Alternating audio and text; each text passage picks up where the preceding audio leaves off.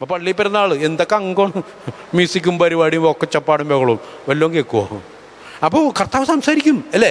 ഇനി ഇത് ഞാൻ പറഞ്ഞുതരാം. മാഞ്ഞാലിപ്പള്ളിയിൽ ഞാൻ തൊട്ടടുത്ത് തന്നെ ഒരു സബ് സ്റ്റേഷൻ ഉണ്ട്, തൊട്ടടുത്ത് തന്നെ. അപ്പോൾ ഞാൻ അവിടെ വൈകിട്ട് ചൊവ്വാഴ്ചകളിൽ വൈകിട്ട് കുർബാനയുണ്ട്.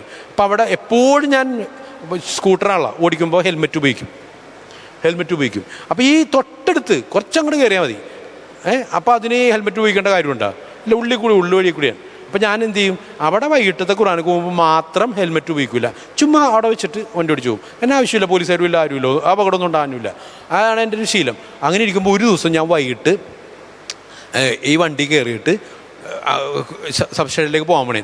അപ്പോൾ പതിവ് പോലെ ഞാൻ എന്ത് ചെയ്ത് ഹെൽമെറ്റ് എടുത്ത് മാറ്റിയിട്ട് വണ്ടി എടുത്ത് ഇറങ്ങണ നേരത്തെ എൻ്റെ ഉള്ളിൽ ഈശോ പറഞ്ഞേ, ഈശോ സംസാരിക്കില്ലേ, കൊച്ചു കാര്യം പോലും സംസാരിക്കും. എൻ്റെ അനുഭവത്തിൽ നിന്ന് പറഞ്ഞേ, ഈശോ പറഞ്ഞേ ഹെൽമെറ്റ് വെക്ക് പോലീസ് എന്ന്. അപ്പോൾ ഞാനെന്ത് പറഞ്ഞു, നമുക്ക് പറ്റുന്ന പറ്റുകയാണെങ്കിൽ പറഞ്ഞ. അപ്പോൾ ഞാൻ പറഞ്ഞു, പിന്നെ പോലീസ് ഇത്രയും നാൾ പോയിട്ട് പറ്റില്ല പിന്നെയാണെന്ന് പറഞ്ഞിട്ട് ഇതല്ലേ നമുക്ക് സംഭവിക്കണത്. കർത്താവ് കൃത്യമായിട്ട് എല്ലാ കാര്യവും പറഞ്ഞു തരുന്നുണ്ട്. നമ്മൾ നമ്മുടെ ബുദ്ധി ഉപയോഗിക്കും. ഇതിനാണ് ഞാൻ ആദ്യം ചോദിച്ചത്, നമുക്കാണ് ബുദ്ധി ദൈവത്തിനാണ് ബുദ്ധി? ദൈവത്തിനാണെന്നൊക്കെ നമ്മൾ പറയും, പക്ഷെ അനുസരിക്കണ്ടാന്നുള്ളതാണ്. എനിക്ക് സംഭവിച്ച കാര്യമാണ്. പിന്നെ ഹെൽമെറ്റ് എന്ന് പറഞ്ഞിട്ട് ഞാനത് വെച്ചില്ല.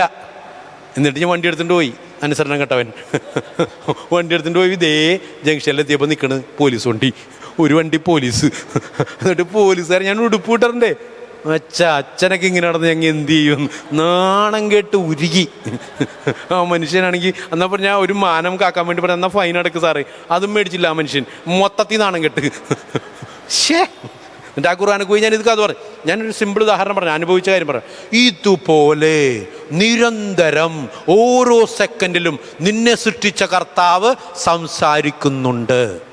അത് നീ കേട്ടിട്ട് നീ നിന്റെ ബുദ്ധി ഉപയോഗിക്കല്ലേ. നിന്നേക്കാൾ ശ്രേഷ്ഠമായ ദൈവത്തിൻ്റെ ബുദ്ധിക്ക് വിട്ടുകൊടുക്ക്. അതല്ലേ സമർപ്പണം. അപ്പോൾ അത് അനുഗ്രഹം. നാണക്കേട് ഉണ്ടാവുമായിരുന്ന പല നാണക്കേട് സംഭവിച്ചു ഇതല്ലേ. നമ്മൾ കർത്താവ് നിരന്തരം നമ്മോട് വ്യക്തിപരമായി സംസാരിച്ചിട്ട് ഇതൊന്നും കേൾക്കാതെ ആ നാട്ടുകാരൻ പറഞ്ഞത് ഈ പറഞ്ഞതൊക്കെ കേട്ടിട്ട് സകലതും തവിട് പൊടിയാവും അല്ലേ, തരിപ്പണവും. എന്നിട്ട് അവസാനം കൗൺസിലർ എന്തെങ്കിലും പറഞ്ഞതാ, ദൈവം എന്താ പറയണതെന്ന്. ദൈവം ആദ്യം നിന്നോട് പറയൂല്ലേ. ബോറടിച്ചാ നിർത്തട്ടെ. ഒരനുഭവം കൂടി പറയട്ടെ. ഇത് ഭയങ്കര രഹസ്യം. ഇത് ഞാൻ പലയിടത്തും ഇപ്പോൾ പറയുന്നുണ്ട്. കാരണം നമുക്ക് കർത്താവ് എന്ന വലിയൊരു അനുഗ്രഹമാണ്. നമ്മളോട് നിരന്തരം കർത്താവ് സംസാരിക്കാൻ കൊതിക്കുന്നുണ്ട്. ഒരു കാര്യം പറയട്ടെ, എല്ലാ ഇടവപ്പള്ളിയിലും ഏറ്റവും പ്രധാനപ്പെട്ട ഭാഗം ഏതാ? ഇടവപ്പള്ളിയുടെ സക്രാരി ആണല്ല, സക്രാരി അല്ലേ? സക്രാരിയിൽ എന്താണ് ഇത്ര പ്രാധാന്യം? ഈശോ ഉണ്ട്, അപ്പത്തിൽ ഈശോ ഉണ്ട്, അതല്ലേ പ്രാധാന്യം. അല്ലാണ്ട് സക്രാരിയുടെ തിളക്കോണ ഗോൾഡൻ പെയിൻ്റ് അടിച്ചതിൻ്റെണ അല്ലല്ല. സക്രാരിയിൽ ഈശോ ഉണ്ടെന്നുള്ളതാണ് പ്രധാനം അല്ലേ. ആ ഈശോ മരിച്ച ഈശോയാണ്. പറ, ജീവനുള്ള ഈശോ അല്ലേ. ആ ജീവനുള്ള ഈശോ സക്രാരിയിൽ നമ്മൾ പൂട്ടി വെച്ചേക്കാണ്. ഈശോ എന്താ ചെയ്യണത്? എൻ്റെ ചോദ്യം അതാണ്. അവിടെ എന്ത് ചെയ്യണ? ഉറങ്ങണ? യെസ്, ശരിയല്ലേ. നമ്മളെ നോക്കിക്കൊണ്ടിരിക്കുകയാണ്. അതിൻ്റെ അർത്ഥം നമ്മളെപ്പോൾ വരുന്നു, പ്രാർത്ഥിക്കുന്നു, പോകുന്നു. നമുക്ക് ഈശോ എന്നെ നോക്കിയിരിക്കണമെന്ന് തോന്നിയാൽ നമ്മുടെ ഇവിടെ കുരിശുവരെയൊക്കെ ഭംഗിയാവുമോ? അല്ലെങ്കിൽ ആരെയോ കാണിക്കാൻ വേണ്ടി എന്തൊക്കെയോ കാട്ടിക്കുട്ടിയല്ലേ നമ്മൾ പോണത്. നമുക്ക് ഈ അവബോധം ഇല്ലാത്തതുകൊണ്ടാ. ഈശോ ഉണ്ടെന്ന് ഇവിടെ, ഈശോ നിന്നെ നോക്കിക്കൊണ്ടിരിക്കുകയാണ്. വിശ്വാസം എന്ന് പറഞ്ഞാൽ കാണപ്പെടാത്ത ഉണ്ട്, നീ കാണുന്നത് മാത്രമേ ഉള്ളൂ. അച്ഛനില്ല, അപ്പം പിന്നെ എങ്ങനെയും കാണിച്ചിട്ട് പോവാ. ഈശോ ഉണ്ട്, അപ്പോൾ നീ ഭംഗിയായിട്ട് വരണം. ഓക്കെ, അപ്പോൾ ഈശോ ഇവിടെ ഉണ്ട് കേട്ടോ. ഈശോ എന്താ ചെയ്യണത്? നമ്മൾ നോക്കിക്കൊണ്ടിരിക്കുകയാണ്. ഇനി ഞാൻ ചോദിക്കട്ടെ, നമ്മൾ ഈ പള്ളിയിൽ നിന്ന് പോയി, അപ്പോഴും ഈശോ എന്ത് ചെയ്യും? നമ്മില്ലല്ലോ ഇവിടെ.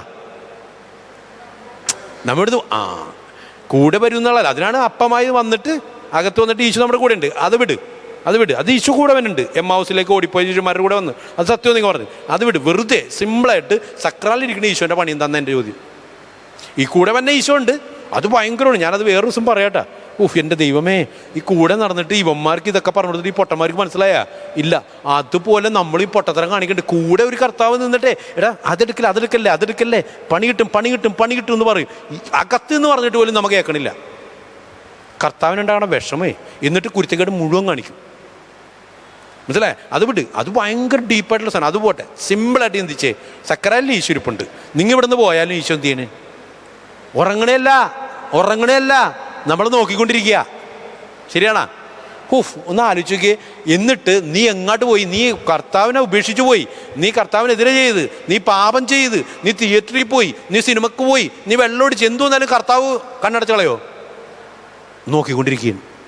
എന്നിട്ട് നിങ്ങൾ ഈ പോണ വഴിക്കൊക്കെ കർത്താവ് കണ്ടുകൊണ്ടിരിക്കുകയല്ലേ 24 മണിക്കൂറും. കണ്ടുകൊണ്ടിരിക്കുമ്പോൾ നിങ്ങൾക്കൊരു പ്രശ്നം ഉണ്ടാകുമ്പോൾ കർത്താവ് എന്ത് ചെയ്യും? അതാണ് എനിക്കറിയേണ്ടത്. ഓടിയൊന്നും വരുമൊന്നുമില്ല. കർത്താവ് എന്ത് ചെയ്യും? കൂടെ ഒരാളുണ്ടല്ല. ആ ഒരു ഭാഗം ഞാൻ വിട്ടിട്ട് സക്കറായിരിക്കുന്ന ഈശോനെ കുറിച്ച് മാത്രം പറയാനാണ്. അത് നിങ്ങൾ പറയാനൊക്കെ ശരിയാ, പക്ഷെ അത് വിട്. സിമ്പിളായിട്ട് സക്കറായിരിക്കുന്ന ഈശോൻ്റെ കാര്യം പറഞ്ഞാൽ, എൻ്റെ പ്രിയപ്പെട്ട നിങ്ങൾക്കൊരു പ്രശ്നം വരുമ്പോൾ ഈശോ എന്താ ചെയ്യണമെന്നറിയോ? അവൻ പോയി നശിച്ചിട്ട് വരട്ടെന്ന് ഓർത്തിട്ടാണോ ഇരിക്കുമോ? കാത്തിരിക്കുമോ? എന്തു ചെയ്യും? പരിശുദ്ധ അമ്മയൊന്നുമല്ല, നീ കേട്ടോ. അപ്പം തന്നെ നിങ്ങൾക്കൊരു പ്രശ്നം വരാൻ പോകുന്നു എന്ന് അറിയുന്നതിന് തൊട്ട് മുമ്പ് നേരത്തെ ഹെൽമെറ്റിൻ്റെ കാര്യം പറഞ്ഞ പോലെ കർത്താവ് എന്ത് ചെയ്യും? കൃത്യമായിട്ട് ആ പ്രശ്നത്തിലുള്ള പരിഹാരം റെഡിയായിട്ട് നിന്നോട് പറയാൻ കൊതിച്ച് കാത്തിരിക്കും. ശരിയാണല്ലേ? ശരിയാണല്ലേ? ഭയങ്കര സംഭവമാണ്, ഭയങ്കര സാധനമാണ് ഇത്. സമയം എടുത്ത് പറയേണ്ട ഒരു കാര്യമാണ്. എൻ്റെ അനുഭവത്തിൽ എന്ന് പറയുന്നത് കർത്താവ് ചെയ്യണമെന്ന് അറിയോ? നമുക്കൊരു പ്രശ്നം വരുന്നതിന് മുമ്പേ അത് വരുമെന്ന് കർത്താവിനറിയാല്ല. അതിനുള്ള കൃത്യം പരിഹാരം ഒരുക്കിയിട്ട് ഇതിങ്ങനെ കാത്തു നിൽക്കും. നീ ഒന്ന് വന്ന് കേൾക്കടാ, നീ ഒന്ന് സ്വീകരിക്കടാന്ന്. നമ്മളിങ്ങോട്ട് വരുമോ? ഇതാണ് പ്രശ്നം.